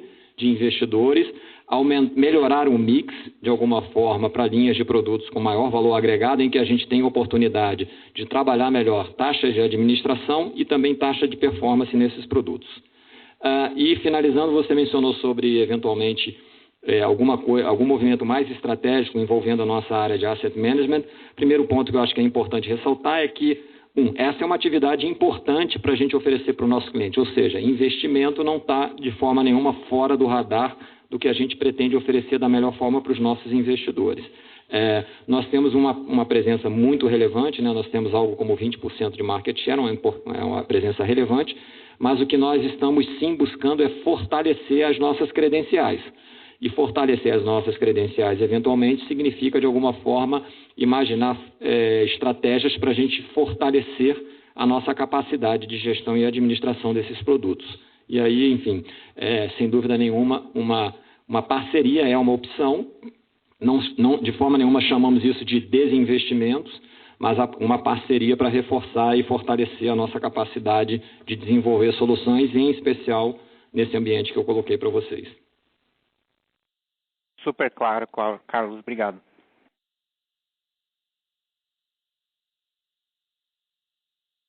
Nossa próxima pergunta vem do senhor Victor Schabel, do Bradesco BBI. Bom dia, André, Carlos, Daniel, demais participantes, obrigado pela oportunidade. Na mesma linha da pergunta do Otávio, só que no segmento de cartões, principalmente na questão de emissão, eu queria ouvir de vocês o que vocês pensam daqui para frente, dado que esse segmento está ficando cada vez mais competitivo, né, com os bancos digitais explorando mais e mais emissão de cartão de crédito e tal, e vocês acabam também players oferecendo mais cashbacks e tal, e vocês acabam ficando com 100% do custo, mais 50% da receita de intercâmbio ali por meio da catena. Como é que vocês pensam em equacionar essa situação para frente, dado que a competição deve pressionar as duas pontas, tanto nos custos com cashback, como na parte, enfim, de emissão, além de uma competição por volumes e tal, dado esses bancos digitais crescendo? Obrigado. Vitor, obrigado. Carlos André falando, obrigado pela pergunta. Eu vou falar um pouquinho aqui sobre os aspectos que você levantou. Eu acho que aqui, no universo que a gente chama aqui de meios de pagamento, eu vou ser bastante abrangente. Primeiro, acho que é importante, e você já antecipou, a gente levar em consideração a dinâmica de mercado, né? De fato, esse é um segmento de mercado que vem passando por uma transformação com novos players, né? Os novos players com uma atuação bastante disruptiva em relação aos modelos tradicionais. Então, o que a gente tem que levar aqui em consideração é a dinâmica de mercado. O outro ponto, já antecipado pelo André aqui, é que os produtos relacionados a meios de pagamento e as soluções relacionadas a meios de pagamentos, como, por exemplo, a própria adquirência, são produtos e são serviços e soluções importantes e estratégicos no que diz respeito ao relacionamento bancário, que, obviamente, nós pretendemos não só manter, como fortalecer.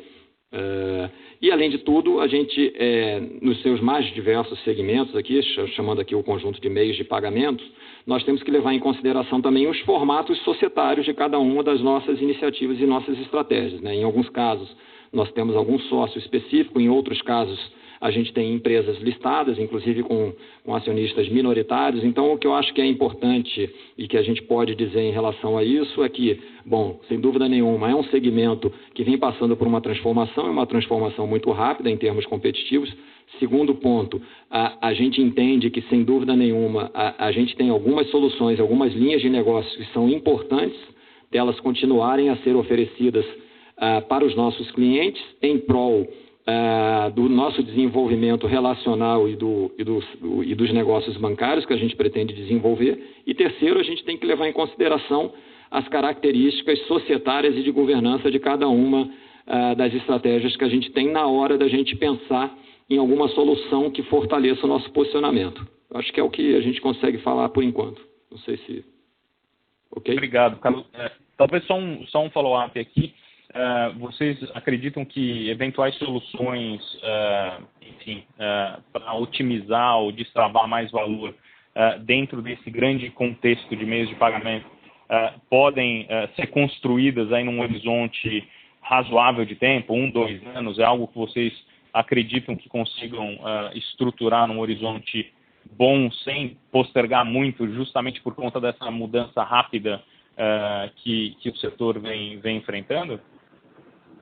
O que eu acho que, assim, a nossa expectativa é que sim, a gente tem que buscar soluções e alternativas que elas se apresentem e sejam implementadas da maneira mais rápida possível. É difícil dizer aqui qual é o horizonte temporal exatamente, mas até pela dinâmica que eu coloquei anteriormente, que a gente tem observado do mercado, eu acho que é razoável imaginar que a nossa expectativa seja de buscar as medidas de fortalecimento o mais rápido possível, assim, sem necessariamente conseguir te passar um horizonte temporal, mas o nosso objetivo é de tentar avançar o mais rápido possível. Excelente. Obrigado, Carlos. Nossa próxima pergunta vem do senhor Jason Molins, do Scotiabank. Bom dia. Parabéns por a ideia de fazer uma teleconferência em vez de duas, não? Eu gosto da maioria da eficiência. E você já respondeu minhas principais perguntas sobre o plano de melhoria de eficiência, mas minha primeira pergunta é: com 86 mil funcionários após o plano de 2021, o management vê a oportunidade de propor programas adicionais de ligamento voluntário no futuro e também mais a racionalização da rede de distribuição. E minha segunda pergunta é em relação à maioria de detalhes da joint venture com o UBS e perspectiva para mais joint ventures. Vocês mencionaram o número impressionante de transações concluídas e mandatos atribuídos. E minha pergunta é: o patrimônio líquido atual está apropriado? E como devemos pensar sobre as perspectivas de rentabilidade para esta subsidiária? Além disso, vocês podem fornecer uma atualização sobre o objetivo estratégico de buscar mais joint ventures e vendas de ativos. Obrigado. Bom dia, Jason. Aqui é o André. Obrigado pela pergunta. Acho que a primeira pergunta com respeito a adicionais programas, eu acho que isso depende do mercado. A gente está vendo claramente que o mercado mais digital ou com o mercado com uma redução de transações físicas tem um impacto no modelo operacional. Então, eu acho que não tem nada. A gente resolveu fazer uma atuação mais upfront aqui e fazer o que tinha que ser feito, até por outros critérios, inclusive, né?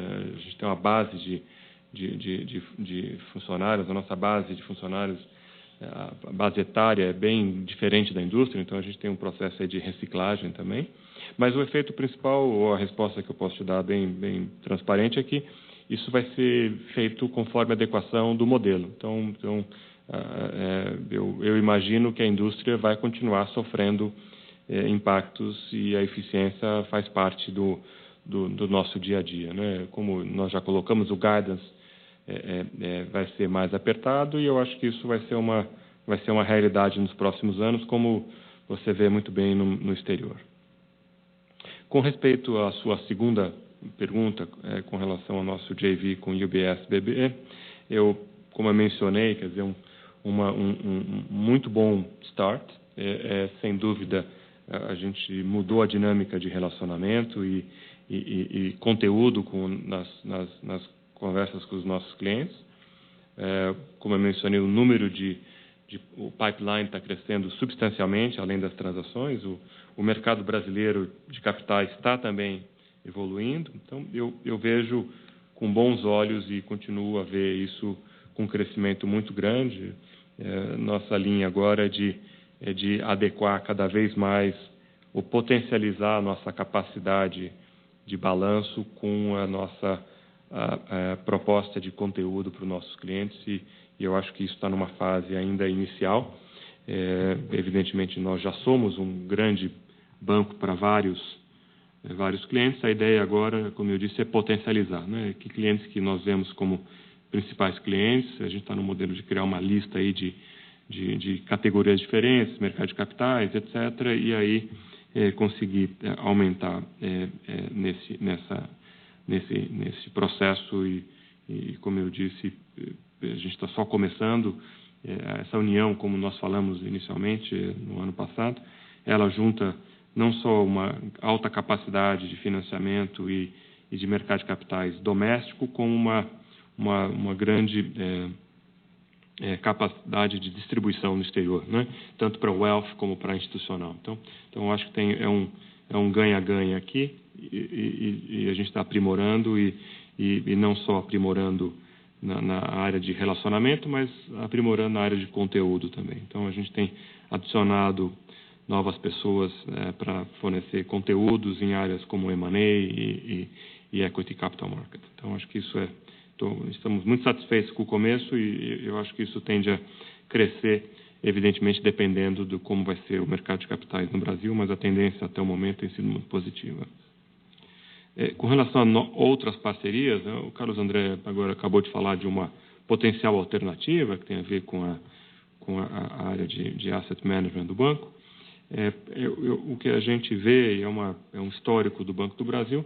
O Banco do Brasil usa parcerias tradicionalmente para acelerar processos de distribuição para atender melhor o cliente. A gente já fez isso na área de seguros há muitos anos atrás e eu acho que isso é uma tendência. Então, isso eu mencionei brevemente, mas cada vez mais o Banco do Brasil entende que a forma de a gente acelerar, tanto no investimento tecnológico como na parte de produtos, é através de parcerias. A gente acha que nessa atual conjuntura, neste mundo com fintechs e etc., a gente não vai ter o tempo para desenvolver tudo internamente e já tem alternativas que a gente pode simplesmente acessar e fazer parceria. E de novo, produtos, propostas para clientes na parte comercial e tecnologia. Então eu pode imaginar que anúncios de parcerias vão continuar e vão se acelerar. Muito obrigado. Obrigado. Nossa próxima pergunta vem do senhor Yuri Fernandes, do JP Morgan. Obrigado, pessoal. Bom dia. Parabéns pelas iniciativas aí de melhoria de eficiência do banco. Eu tenho uma primeira pergunta sobre imposto. Acho que ninguém perguntou ainda. Se vocês puderem explicar um pouquinho mais o que aconteceu nesse trimestre, né? A alíquota foi super baixa e a gente tentou olhar a reconciliação aqui. A gente vê que teve alguma ajuda de JCP, né? Um pagamento maior de JCP. Mas ainda assim não explica tudo. Então, assim, se vocês pudessem explicar o que aconteceu e qual que é a visão que vocês têm para 2021, eu sei que a equivalência patrimonial ajuda a alíquota média de vocês, mas só para a gente ter um pouquinho mais de visão aqui.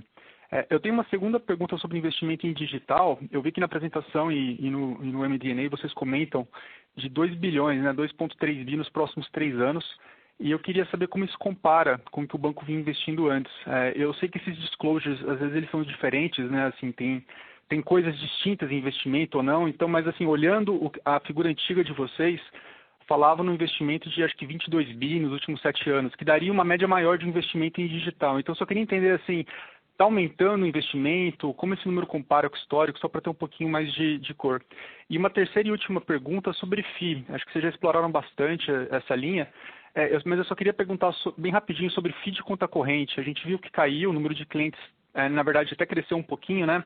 Então, eu queria entender, assim, se você olhar no ano a ano, por que FII de conta corrente caiu, se o banco está mudando a estratégia, está ficando um pouco mais agressivo em dar waiver para os clientes, qual que tem sido a visão nessa linha específica de receita de serviços. Muito obrigado.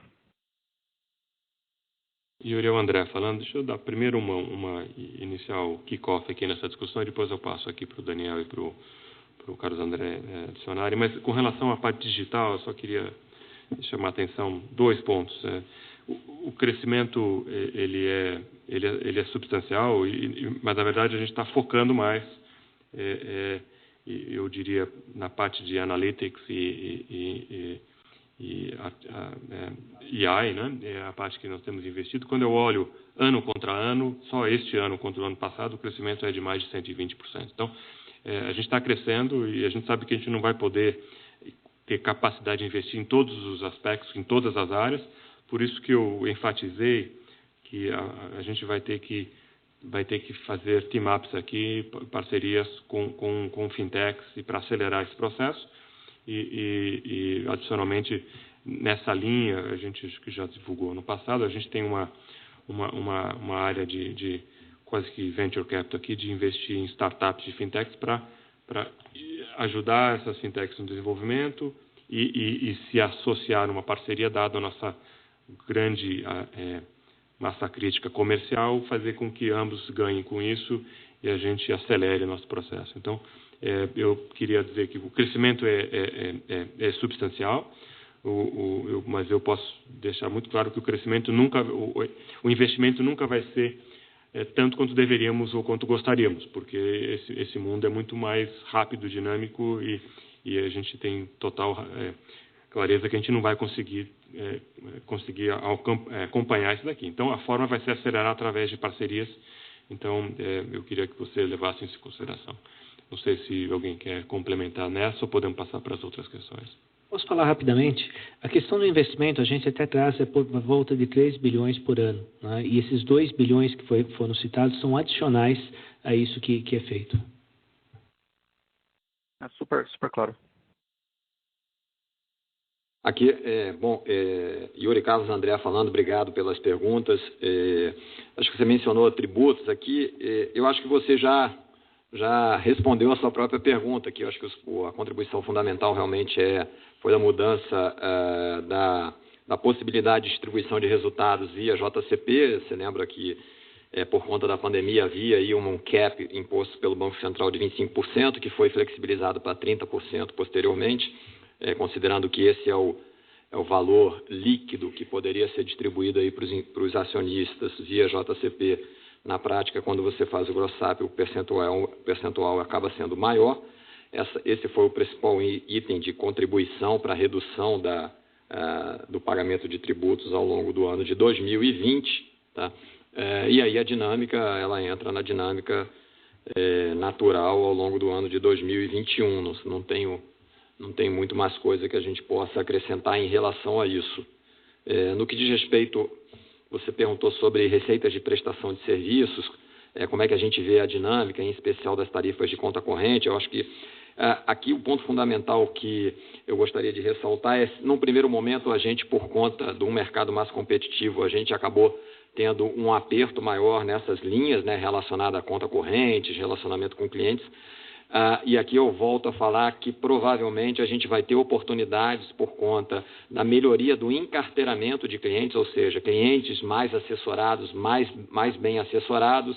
A gente espera ter uma capacidade de servi-los melhor, com um portfólio mais completo de produtos, que vai gerar oportunidades interessantes da gente tentar, de alguma forma, realmente ter uma performance mais positiva, em especial nessas linhas de tarifas de conta corrente, tá?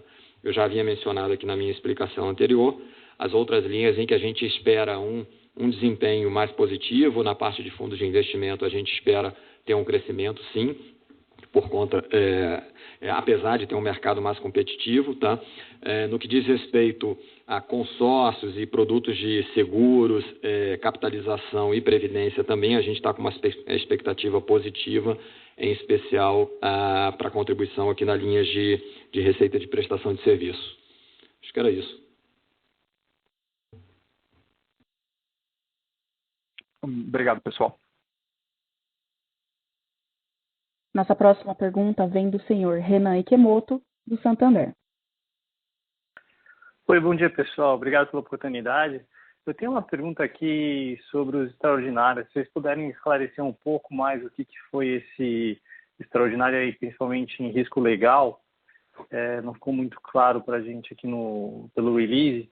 E como é que vocês veem a evolução do risco legal para frente? A gente viu uma tendência de melhora, se essa tendência aqui continua em 2021.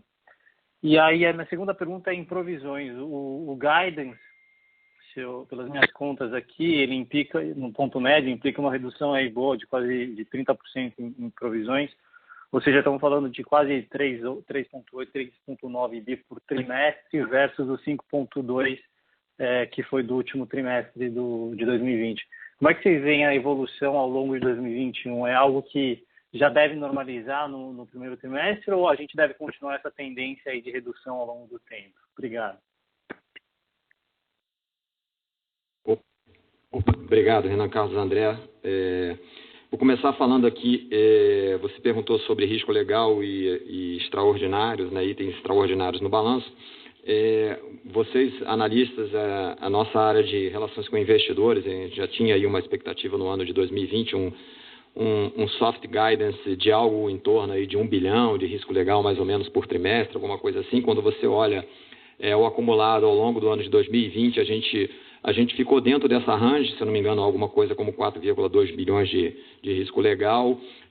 Na prática, no último trimestre, a gente teve um movimento mais específico, e aqui, enfim, quando a gente está falando de risco legal, a gente está falando basicamente, principalmente, demandas trabalhistas e demandas cíveis. No caso trabalhista, a gente teve um evento específico de mudança de probabilidade de êxito, consequentemente, a gente obrigatoriamente tem que fazer a contrapartida do lado de provisões.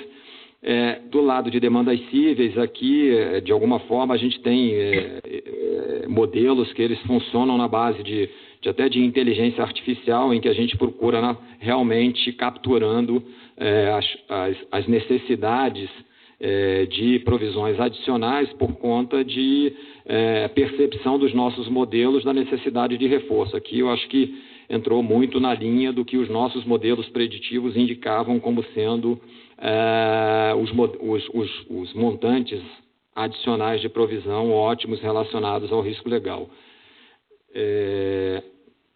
Você perguntou também sobre itens extraordinários. No caso de itens extraordinários, a gente tem uma questão, acho que pontual, relacionada a encontro de contas de programas de governo em que nós somos o agente administrador do programa. Isso faz parte do dia a dia, de fato é um evento one-off, é extraordinário por natureza, enfim, que a gente trouxe como extraordinário e que provavelmente responde por uma boa parte do que você está perguntando. E na dinâmica de provisões, acho que foi sua última pergunta, né, relacionada à dinâmica de provisões, acho que o Bonetti pode passar um pouquinho mais de luz em como é que a gente espera o comportamento ao longo desse ano. Tá, eu só vou voltar um pouquinho no risco legal, porque teve uma outra estratégia que a gente implementou em 20 que é importante, que foi a questão da aceleração de acordos, né? Então, nós temos uma estratégia de acordos importante, ela acelerou em 20, e a gente sabe que quando a gente acelera acordos, você acelera a despesa, mas com o objetivo de fazer economia no recorrente, né? E essa estratégia que você perguntou também, a tendência para 21, essa estratégia a gente vai acelerar ela em 21. Então, a gente vai buscar fazer ainda mais acordos em 21 para preservar valor no futuro. Então, essa vai ser uma parte importante da estratégia de gestão desse risco legal, e a nossa projeção continua numa trajetória de melhora aí para os próximos anos. Passando agora para provisões, nossa leitura é que durante 20 nós fizemos uma antecipação prudencial de provisões para suportar um eventual aumento de inadimplência para o futuro e, portanto, aquilo que é a nossa carteira recorrente, mais o que nós pretendemos crescer de desembolso de crédito, seria possível a gente voltar para aquela nossa régua padrão de evolução natural da carteira e evolução dessas provisões, sem necessidade de novas provisões excedentes. A gente está falando de um nível de cobertura muito positivo, muito robusto, que nós construímos ao longo, principalmente de 20, e a gente acredita que o ano de 21 a gente volta à normalidade, muito próximo daquilo que a gente fez em 2019. É isso, espero ter respondido a sua pergunta. Tá ótimo, super claro. Obrigado, pessoal. Nossa próxima pergunta vem do senhor Felipe Martinuzzo, da Morgan Stanley. Bom dia, gente. Obrigado pela oportunidade de fazer pergunta. Uma pergunta sobre asset quality, especificamente sobre NPL, acima de 90 dias. Vocês diziam alguns cortes atrás que vocês esperavam um aumento de NPL, um pico de NPL, lá para o segundo, terceiro quarto de 2021. Queria ver com vocês como está esse negócio. A gente vê que o NPL está super baixo atualmente, e ainda está abaixo do sistema financeiro. Então, como vocês estão vendo o comportamento de NPL para 2021? Obrigado. Felipe, obrigado pela pergunta. É o Carlos André. De fato, a gente tem apresentado os índices de inadimplência e o NPL se comportando de maneira bastante positiva. É claro que, como eu disse anteriormente, a gente tem alguns fatores que contribuem para esse comportamento, o próprio crescimento da carteira e também a migração, eventualmente, de carteira para perda e coisas que o vale, questões mais pontuais, mas o ponto mais importante, acredito, que é, de fato, a dinâmica das prorrogações de carteira que foi executada ao longo do ano de 2020.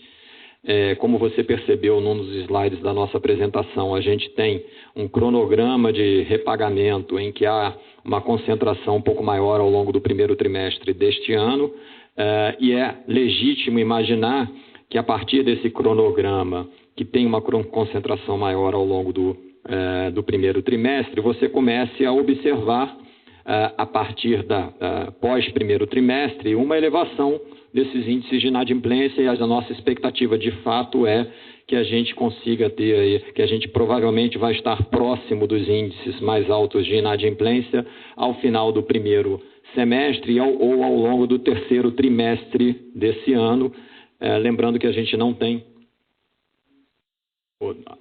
ao final do segundo semestre, desculpe, ao longo do terceiro trimestre. Meus colegas estão me corrigindo aqui, é verdade.